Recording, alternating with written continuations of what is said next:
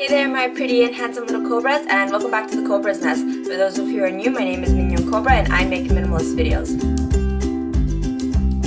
So today's video is going to be a requested video by a subscriber. Hi Seri, how I budget in China. So without further ado, let's get to the video. Let's get it, let's go!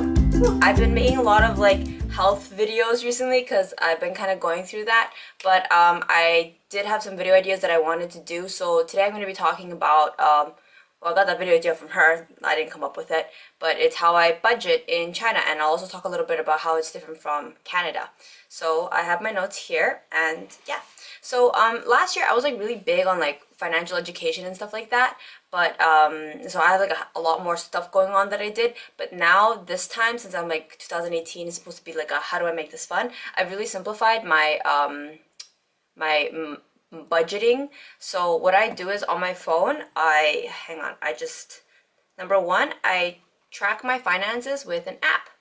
So back when I was in university, I was old school and I kept it down in a book, but I find that using an app is a lot easier. So I have a little folder here, and I just open up what I need, and then I have an expense chart, and then it's it has a calendar, and then I just record what I spend that day and I put it into categories. So you can see my categories are here. I'll just kind of tell you guys. So I have a food category, education, dining, cosmetics, home, and transport. So yeah, pretty much my only expenses are yeah, food and bill. That's pretty much all that I spend my stuff on. I haven't bought any clothes since last year. Last year I think I was already call rating shopping for stuff. I bought one or two staple pieces from Uniqlo, and after that I have my clothes and I take good care of it, and I just not really had a need to buy any clothes. So yeah, I buy food. I buy my grocery food, which I clock in as food, and then I have, whenever I eat out Friday evenings or Saturday evenings, I consider that my dining. So I put that in a separate category so I can kind of see. And yeah, other expenses I might have would be I pay my internet bill, my phone bill, and my dorm fees. That needs to be paid, and that's pretty much it. Oh yes, I wrote categories, but I just addressed that. Okay, so the next thing that I do, so now I'm going to talk about how that compares to Canada. When I was in Canada, I think it was kind of similar to what I have here, except I didn't have some of the bills that I have.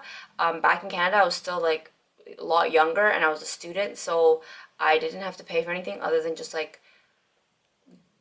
didn't have to pay for anything. I guess just my own clothes with my part-time money.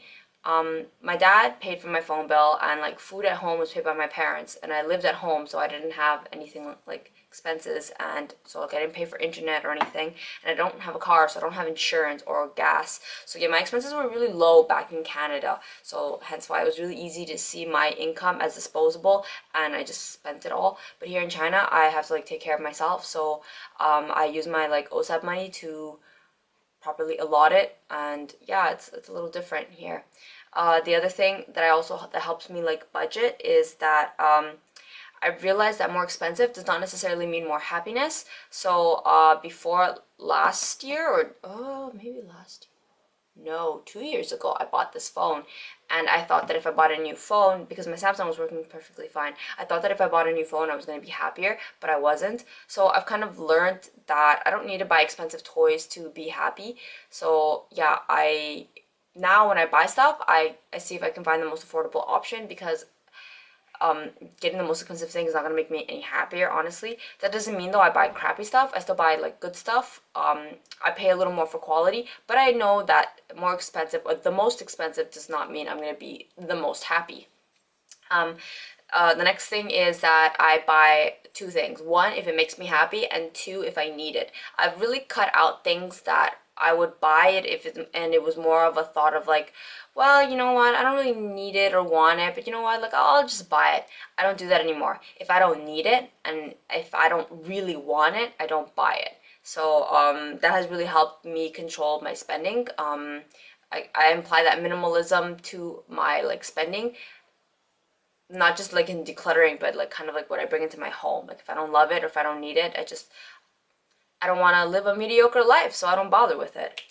Let's see, the other thing is that I put an emphasis on spending my money on experiences. So I spend my money on food, food that I like, that I find healthy, nutritious, or even junky if so be it, you know. I spend my money on going to the movies. I spend my money on pampering myself, like getting my nails done. If I'm in Taiwan, I'll get a haircut. If you've seen my video, Life Outside of Hyperconsumption, I give some tips on things that you can do that don't involve consuming, like buying material stuff. So I'm pretty big on that. That has definitely helped with my budgeting because experiences are a lot cheaper than stuff. Like if I go to the movies, it can cost me like 20 bucks, but if I buy new clothes, it could be like 199 renminbi. So, you know, and I find that like the experience lasts a lot longer in terms of like memory and happiness. The clothes happiness never really lasted that long. Yeah, like I said, I keep it really simple. That's pretty much it. I just buy what I need, what makes me happy. I spend it on experiences, and anything that I spend for the day, I just clock it into my app, break it down into its categories: food, clothes. If I buy clothes, I don't, but if I did, um, bills, and that's pretty much it. And I honestly don't think about money beyond that. I try to focus all my energy on other stuff like eating healthy, working out, spending time with loved ones, watching YouTube on stuff that I find interesting, and that's pretty much it. So if you enjoyed this video, give it a thumbs up. If you want to hit the subscribe button, I would definitely appreciate it. That would definitely help support my channel, and I will catch you guys in my next video. So, bye!